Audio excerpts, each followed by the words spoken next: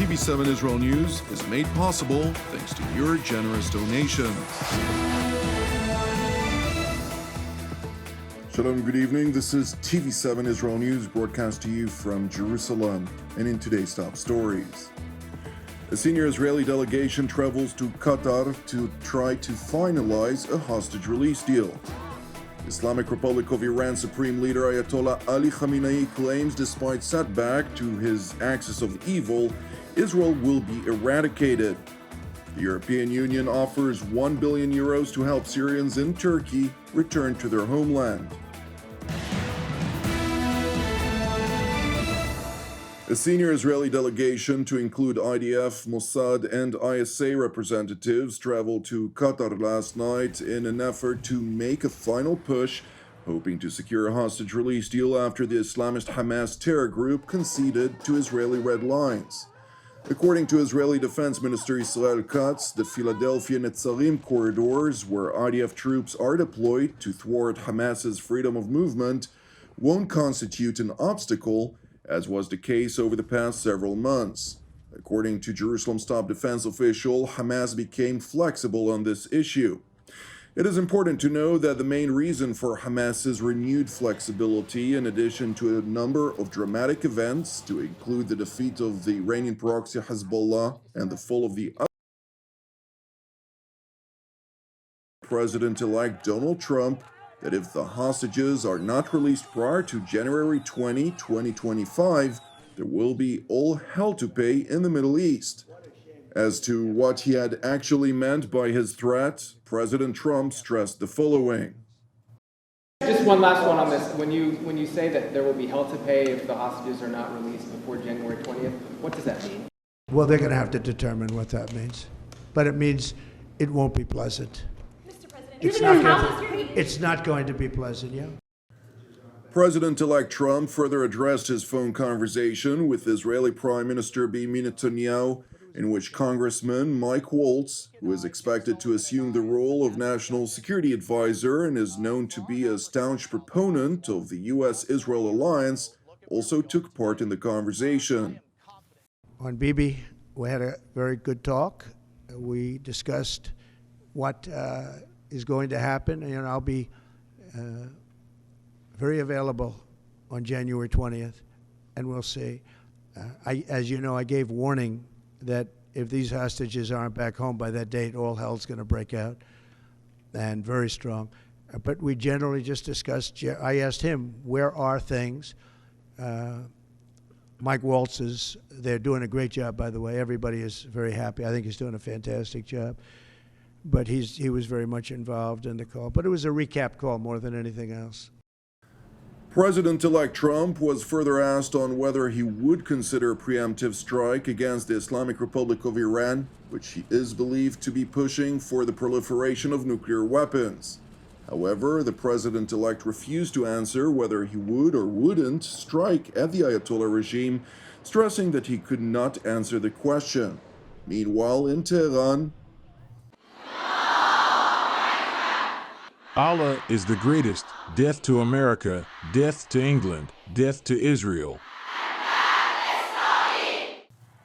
Ayatollah Ali Khamenei, in an address to his followers, insisted that his so-called axis of resistance has not collapsed, despite the fall of the Assad regime. With the actions taken in Syria and the atrocities committed by the Zionist regime and the U.S., as well as the support they are receiving from others, they thought the resistance had ended. They are heavily mistaken. Ayatollah Khamenei went on to claim that while Israel may consider Hezbollah encircled and utilize it to completely eradicate Iran's terror proxy in Lebanon, he remains convinced that the one to be eradicated in the near future is no other than the State of Israel. The Zionist regime believes it is using Syria to prepare for the siege and eradication of Hezbollah forces. However, it is Israel that will be eradicated. It is important to highlight that International Atomic Energy Agency Director General Rafael Grossi, in an interview while visiting Italy, stressed that the 2015 nuclear deal with Iran was no longer relevant and that Iran was enriching military-grade uranium, and as such, the Islamic Republic was rapidly approaching a status of a nuclear state. Grossi further stressed to the Italian ANSA news agency, quote, "The philosophy of the original Iran deal can be used as a basis, but the deal itself is no longer needed." Separately, the Yemenite Iranian proxy Ansar Allah, which is dominated by the Houthi tribe, continues to launch near-daily ballistic missile and UAV attacks toward Israel at Tehran's behest. The missile force carried out a military operation targeting a military target of the Israeli enemy in the occupied area of Jaffa using a hypersonic ballistic missile, type Palestine II. The operation successfully achieved its objectives by grace of Allah. Despite its claim, the Houthis failed to strike Israel, with the Israeli Air Force intercepting an incoming ballistic missile with its Arrow 3 surface-to-air capability beyond the country's territorial airspace. Separately, in addition to the Iran-directed attack toward Israel, the Houthis claimed an attack against U.S. commercial and naval assets. In response to this attack, U.S. Central Command launched a joint aerial strike with their British counterparts against Houthi targets, targeting a key command and control facility operated by Iran-backed Houthis within Houthi-controlled territory in Sana'a, which is the capital of Yemen.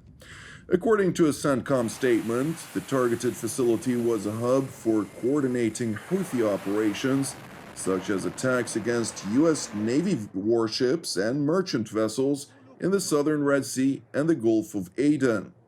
The statement further stressed that the strike reflects CENTCOM's ongoing commitment to protect U.S. and coalition personnel, regional partners, and international shipping. Shifting gears to Ankara, where Turkish President Recep Tayyip Erdogan hosted European Commission President Ursula von der Leyen, during the course of which he stressed his expectation from the European Union to diversify its annual funding for Syrians in Turkey, stressing also the need for Europe to fund the return of Syrians to their homeland. Bugünkü istişarelerimizde In our talks today, we discussed in detail the latest development in the Syria field. I saw that we agree on the establishment of an inclusive administration, starting with preserving Syria's sovereignty and territorial integrity. We expect the European Union to diversify its support, which it has provided to lighten our country's burden, to ease voluntary returns.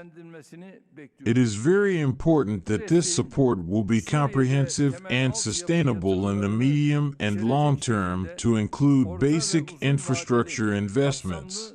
Ve sürdürülebilir olması çok mühimdir.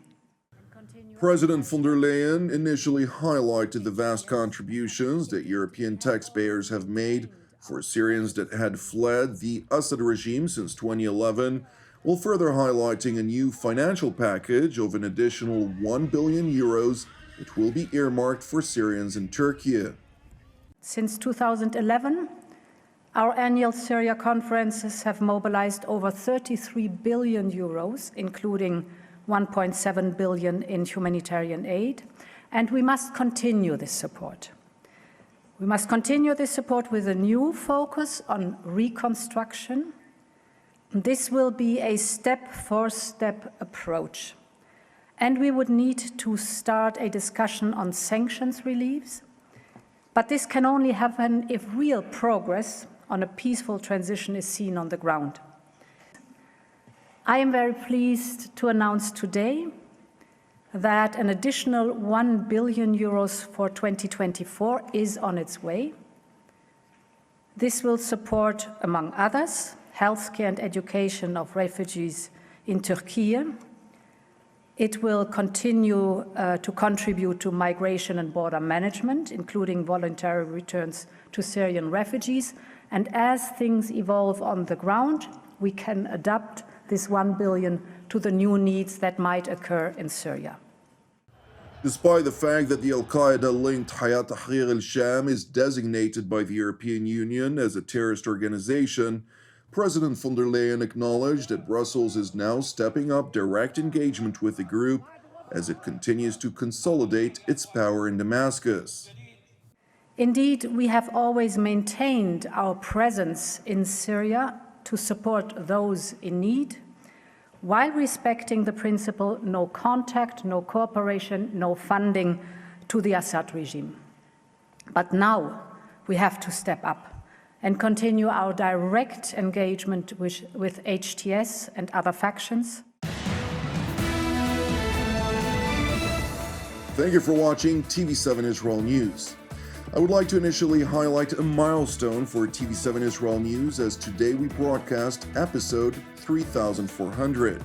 With that, I would like to thank all of you who stand in support of TV7 Israel, both in prayer and finance. Since TV7 Israel is exclusively donation-based, your support is vital for our continued operations here in Jerusalem. Therefore, if you're blessed by our productions, please consider making a donation. You can do so via our website at www.tv7israelnews.com. Separately, I would like to also encourage you, as ever, pray for the peace of Jerusalem and salvation of Israel. I'm Jonathan Hassan, wishing you an Erev Mevorach, and God willing, we will see you during our next update. Until then, Shalom from Jerusalem.